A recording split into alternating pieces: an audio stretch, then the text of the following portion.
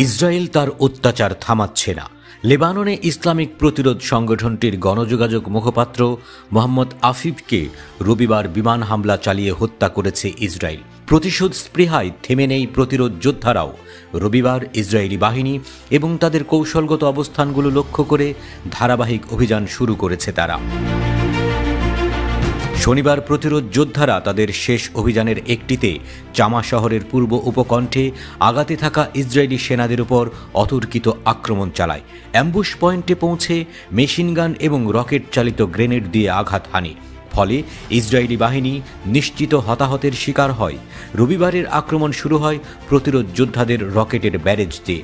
Hermon brigade 810 এর সদর দপ্তরের মালে গোলানি ব্যারাককে টার্গেট করে ওই রকেট ব্যারেজ ছোড়া হয়।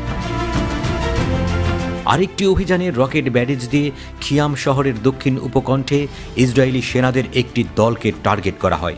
প্রতিরোধ যোদ্ধারা হাইফার উত্তরে অবস্থিত ক্রায়ুটেও রকেটের সালফু দিয়ে আঘাত হানে। আর্টিলারি ব্যবহার করে জামা শহরের দক্ষিণ পশ্চিম উপকণ্ঠে ইসরায়েলি সৈন্যদের একটি দলকে টার্গেট করা হয়েছে। হিজবুল্লাহ 17 সেপ্টেম্বর থেকে ইসরায়েলের দখলদারিত্বের বিরুদ্ধে 2 মাসের সামরিক অভিযানের একটি সারসংক্ষেপ প্রকাশ করেছে। 60 দিনের যুদ্ধে প্রতিরোধ যোদ্ধারা 1349টি সামরিক অভিযান পরিচালনা করেছে। প্রতিদিন গড়ে 22টি অভিযান চালিয়েছে তারা। ইসরায়েল জুড়ে থাকা কৌশলগত অবস্থানগুলোকে টার্গেট করে অভিযানগুলো চালানো হয়। ইসলামিক প্রতিরোধ যোদ্ধাদের টার্গেটগুলো ছিল 456টি ইসরায়েলি জনবসতি, তাদের 361টি সামরিক এলাকা, 164টি সামরিক ঘাঁটি, সীমান্তের 127টি এলাকা, 101টি সামরিক ব্যারাক, ইসরায়েলের দখলে থাকা 58টি শহর, 29টি মানববিহীন এরিয়াল ভেহিকেল ও ফাইটার জেট। প্রতিরোধ যোদ্ধারা 25টি অগ্রসর ইসরায়েলি ইউনিটকে বাধা দিয়েছে এবং লেবাননে 28টি অনুপ্রবেশের প্রচেষ্টা প্রতিহত করেছে বলে জানিয়েছে। হিজবুল্লাহর দেয়া তথ্য অনুযায়ী তাদের অব্যাহত অভিযানের ফলে ইসরায়েলি দখলদারিত্বের শতাধিক ইসরায়েলি সেনা নিহত হয়েছে। আহত হয়েছে হাজারেরও বেশি সেনা। তাদের 61টি সামরিক যান ধ্বংস করা হয়েছে, 53টি কমান্ড সেন্টারে হামলা এবং 30টি আর্টিলারি অবস্থান ধ্বংস করা হয়েছে। ইসরায়েলের 17টি সামরিক কারখানা ও কোম্পানি ক্ষতিগ্রস্ত করেছে প্রতিরোধ যোদ্ধারা।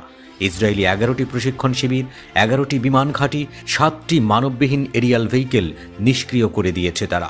সেই সঙ্গে তারা ইসরায়েলের 4টি অস্ত্রের ডিপো, 4টি দুর্গ এবং 2টি সেটেলমেন্ট ইউনিটে তারা আঘাত করেছে।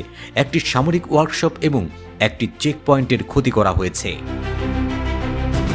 পুরো প্রচারাভিযান জুড়ে লেবাননের প্রতিরোধ যোদ্ধারা বিভিন্ন ধরনের অস্ত্র ব্যবহার করেছে। এসবের মধ্যে রয়েছে 1047টি রকেট, 84টি আর্টিলারি রাউন্ড, 65টি গাইডেড ক্ষেপণাস্ত্র, 29টি এয়ার ডিফেন্স ক্ষেপণাস্ত্র, 12টি স্নাইপার ও মেশিনগান ইউনিট এবং 10টি যুদ্ধ প্রকৌশল সিস্টেম। তারা আকাশপথে 124টি আক্রমণ চালিয়েছে। এসব অভিযানের ফলে ইসরায়েলের অগণিত বসতি স্থাপনকারী ঘর ছেড়ে পালিয়েছে। লেবানন সীমান্তের 30 কিলোমিটার ব্যাসার্ধের মধ্যে শতাধিক জনবসতি খালি হয়ে গেছে। ইসরায়েলি ভূখণ্ডের মধ্যে 150 কিলোমিটার পর্যন্ত বিভিন্ন টার্গেটে আঘাত হানায় 3 লক্ষাধিক ইসরায়েলি বসতি স্থাপনকারী ঘর ছাড়া হয়েছে।